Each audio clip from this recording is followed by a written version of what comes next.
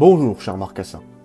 Désormais, nous le savons, l'opération d'encerclement du Mont-Dieu, que les Allemands voulaient décisive, n'a pas abouti, face à la résistance acharnée des troupes françaises.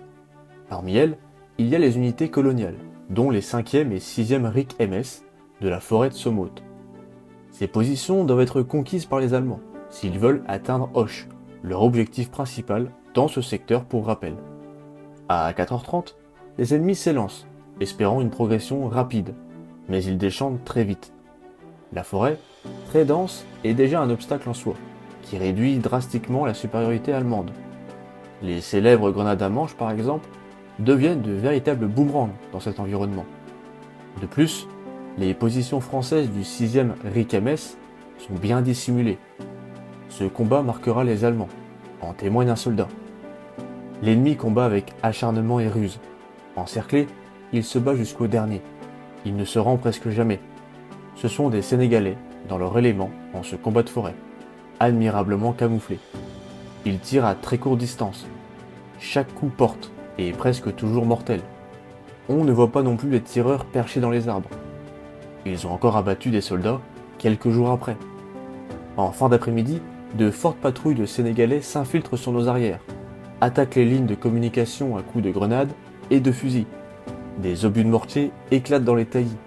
Des Sénégalais rampent à travers les buissons, jettent des grenades à main au milieu de nos groupes. Le désarroi s'empare de nos hommes. Partout, on sent l'ennemi, mais impossible de le saisir. Sur le flanc gauche, les premières lignes du 5e sont littéralement écrasées sous les bottes allemandes. Pourtant, ces unités se battent avec acharnement.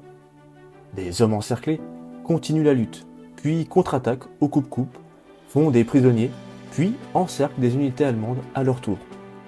Il faut dire que les tirailleurs sont des soldats de métier, avec une instruction rigoureuse et une dévotion totale à leur officier, tant que celui-ci se montre digne. Le tout peut faire du tirailleur sénégalais un adversaire redoutable. Les Allemands peuvent en témoigner. Je tiens désormais à attirer votre regard sur un événement tragique, qui malheureusement ne sera pas le dernier.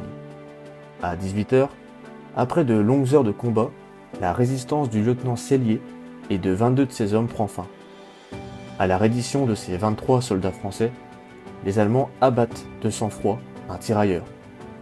Et voilà, cher Marcassin, c'en est terminé de la journée du 23 mai 1940. Pour résumer, les Allemands ont échoué à encercler le Mont-Dieu. Malgré tout, les lignes françaises reculent et nos troupes atteignent les limites humaines. Je vous donne désormais rendez-vous ce 24, 18h, Ardennes-Chien-Ferme.